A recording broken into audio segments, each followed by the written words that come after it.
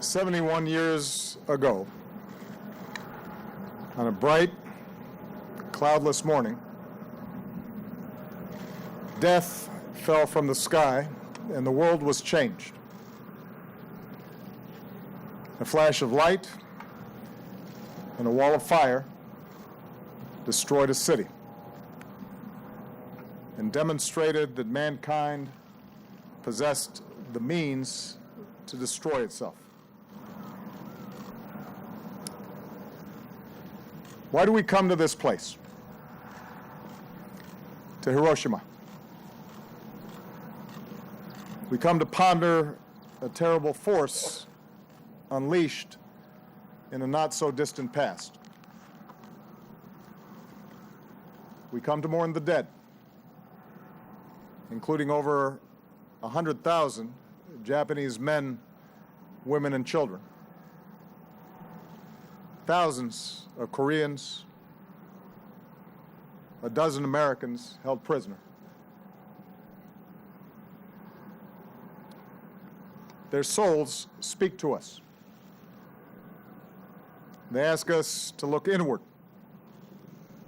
to take stock of who we are and what we might become. It is not the fact of war that sets Hiroshima apart. Artifacts tell us that violent conflict appeared with the very first man. Our early ancestors, having learned to make blades from flint and spears from wood, used these tools not just for hunting, but against their own kind. On every continent, the history of civilization is filled with war, whether driven by scarcity of grain or hunger for gold, compelled by nationalist fervor or religious zeal. Empires have risen and fallen. Peoples have been subjugated and liberated. And at each juncture, innocents have suffered a countless toll, their names forgotten by time. The world war that reached its brutal end in Hiroshima and Nagasaki was fought among the wealthiest and most powerful of nations. Their civilizations had given the world great cities and magnificent art. Their thinkers had advanced ideas of justice and harmony and truth. And yet, the war grew out of the same base instinct for domination or conquest that had caused conflicts among the simplest tribes. An old pattern amplified by new capabilities and without new constraints. In the span of a few years, some 60 million people would die. Men, women, children. No different than us. Shot, beaten, marched, bombed, jailed, starved, gassed to death. There are many sites around the world that chronicle this war. Memorials that tell stories of courage and heroism. Graves and empty camps that echo of unspeakable depravity. Yet in the image of a mushroom cloud that rose into these skies, we are most starkly reminded of humanity's core contradiction. How the very spark that marks us as a species, our thoughts, our imagination, our language, our tool making, our ability to set ourselves apart from nature and bend it to our will. Those very things also give us the capacity for unmatched destruction.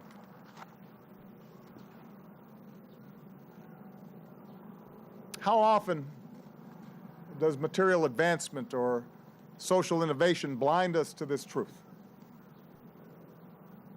How easily we learn to justify violence in the name of some higher cause.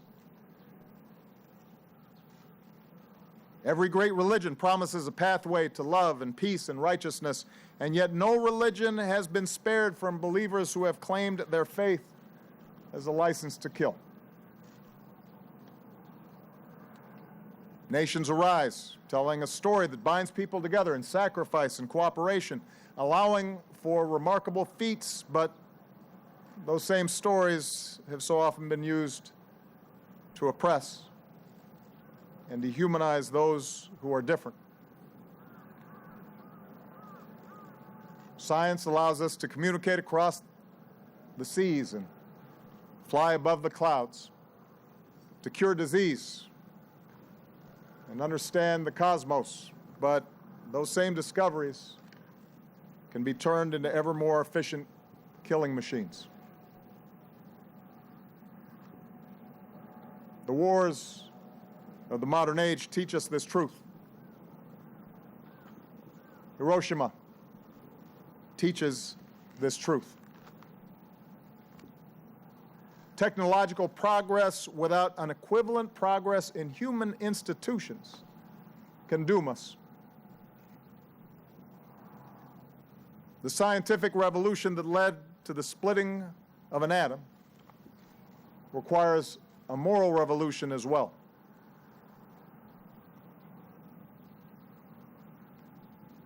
That is why we come to this place.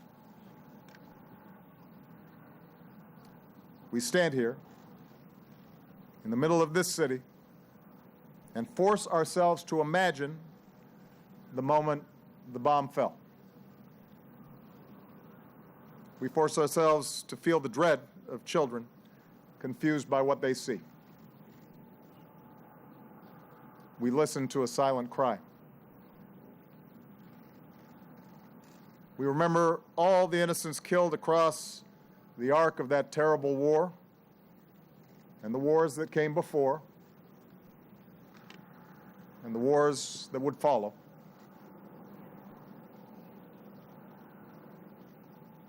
Mere words cannot give voice to such suffering. But we have a shared responsibility to look directly into the eye of history and ask what we must do differently to curb such suffering again.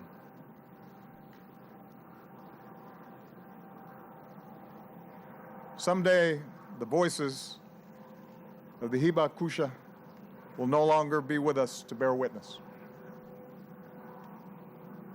But the memory of the morning of August 6th, 1945, must never fade.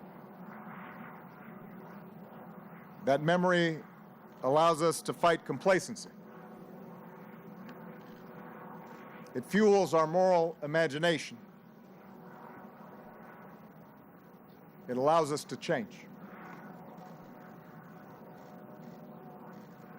And since that fateful day, we have made choices that give us hope. The United States and Japan forged not only an alliance, but a friendship that has won far more for our people than we could ever claim through war. The nations of Europe built a union that replaced battlefields with bonds of commerce and democracy. Oppressed peoples and nations won liberation. An international community established institutions and treaties that work to avoid war and aspire to restrict and roll back and ultimately eliminate the existence of nuclear weapons. Still, every act of aggression between nations Every act of terror and corruption and cruelty and oppression that we see around the world shows our work is never done. We may not be able to eliminate man's capacity to do evil. So nations and the alliances that we formed must possess the means to defend ourselves. But among those nations like my own that hold nuclear stockpiles, we must have the courage to escape the logic of fear and pursue a world without them. We may not realize this goal in my lifetime, but persistent effort can roll back the possibility of catastrophe. We can chart a course that leads to the destruction of these stockpiles. We can stop the spread to new nations and secure deadly materials from fanatics.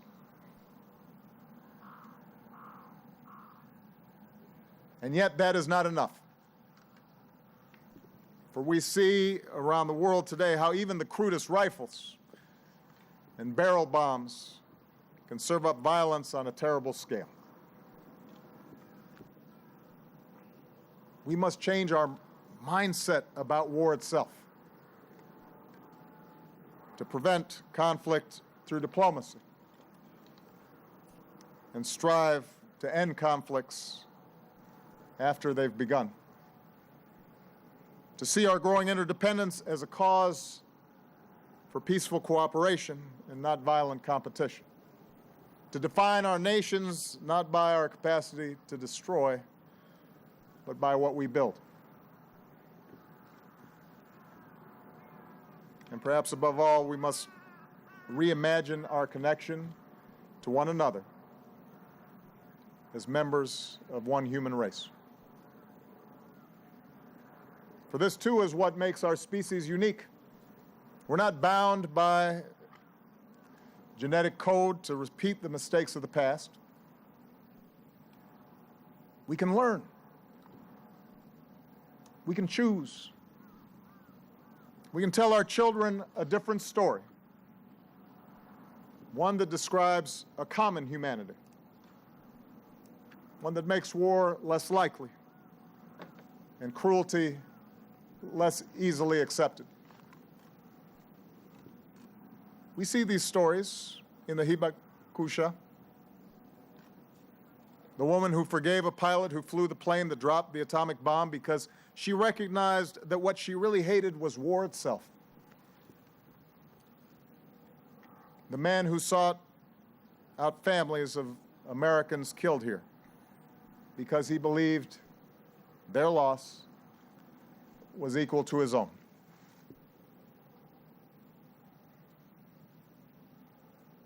My own nation's story began with simple words. All men are created equal and endowed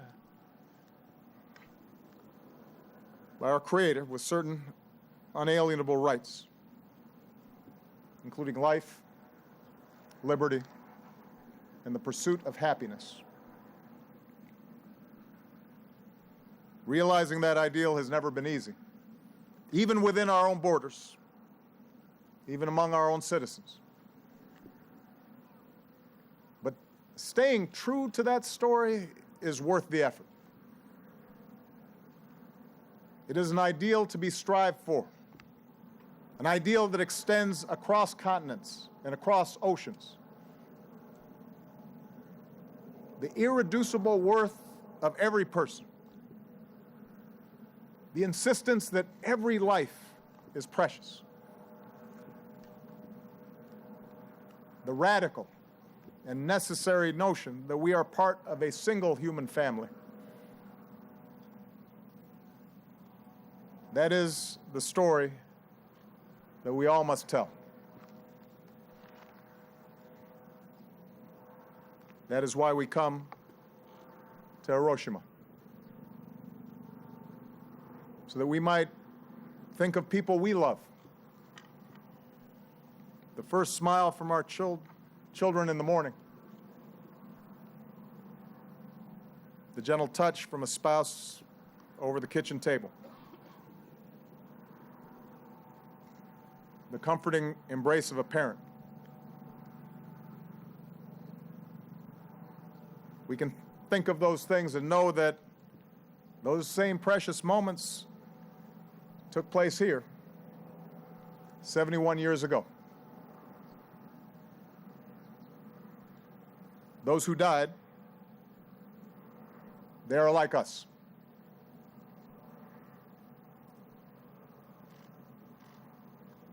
Ordinary people understand this, I think.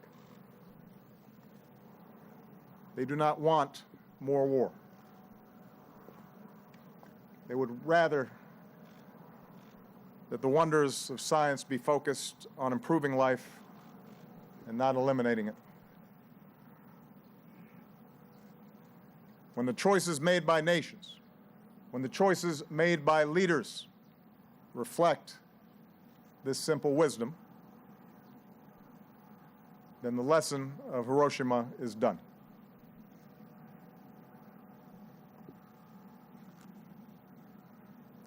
The world was forever changed here. But today, the children of this city will go through their day in peace. What a precious thing that is. It is worth protecting and then extending to every child. That is the future we can choose. A future in which Hiroshima and Nagasaki are known not as the dawn of atomic warfare, but as the start of our own moral awakening.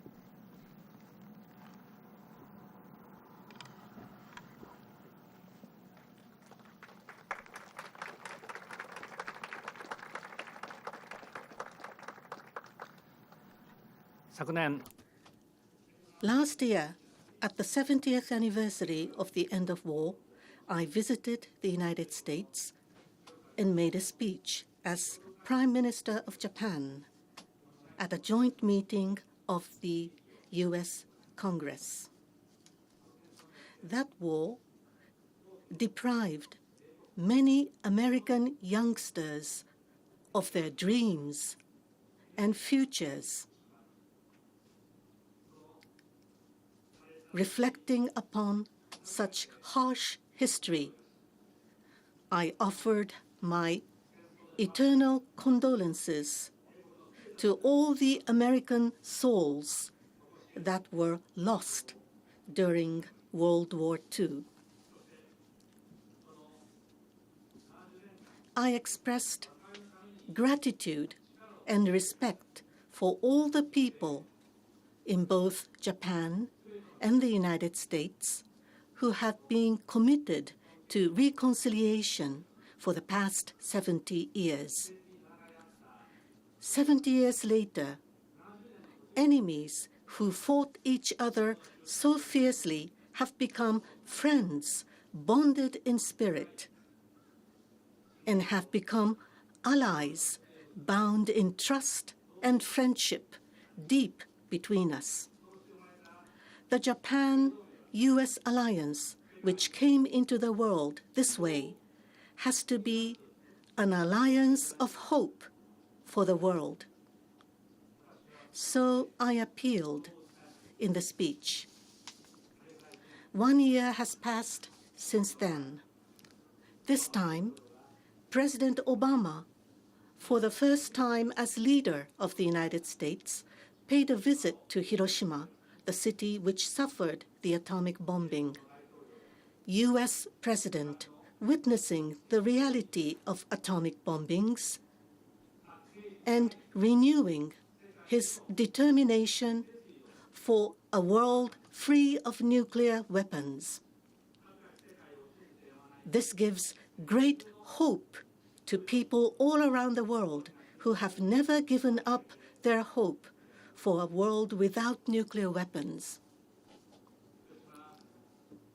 I would like to give a wholehearted welcome to this historic visit, which had been awaited not only by the people of Hiroshima, but also by all the Japanese people. I express my sincere respect to the decision and courage of President Obama.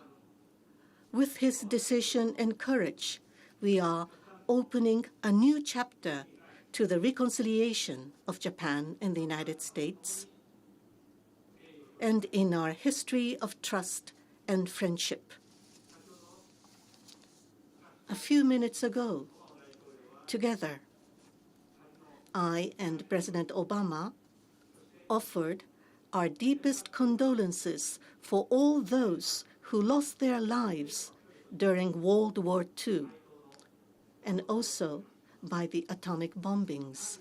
71 years ago, in Hiroshima and in Nagasaki, a great number of innocent citizens' lives were cost by a single atomic bomb without mercy. Many children and many citizens perished. Each one of them had his or her life, dream, and beloved family. When I reflect on this sheer fact, I cannot help but feel painful grief. Even today, there are victims who are still suffering unbearably from the bombings. Feeling of those who went through unimaginable tragic experiences, indeed, in this city 71 years ago. It is unspeakable. In their minds, various feelings must have come and gone, but of those, this must be in common. At any place in the world, this tragedy must not be repeated again. It is the responsibility of us who live in the present to firmly inherit these deep feelings. We are determined to realize a world free of nuclear weapons. No matter how long and how difficult the road will be, it is the responsibility of us who live in the present to continue to make efforts. Children who were born on that unforgettable day lit the light, believing in permanent peace. To make every effort for the peace and prosperity in the world, vowing for this light. This is the responsibility of us all who live in the present.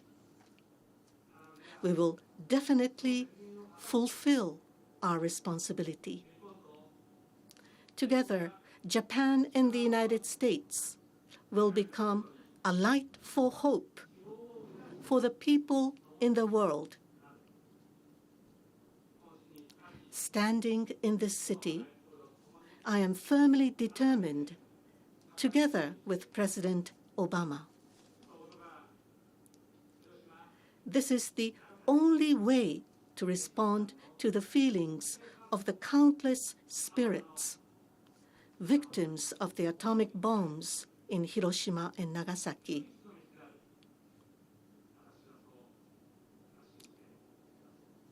I am convinced of this.